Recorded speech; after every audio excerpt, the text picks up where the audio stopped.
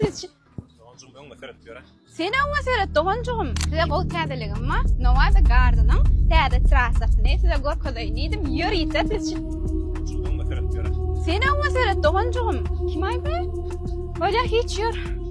Eredin sevgiliğiniz bilen, maşkalarınız bilen gelmene katı ovadan yer, ağaçlar, kova giyce khasam ovadan öyle.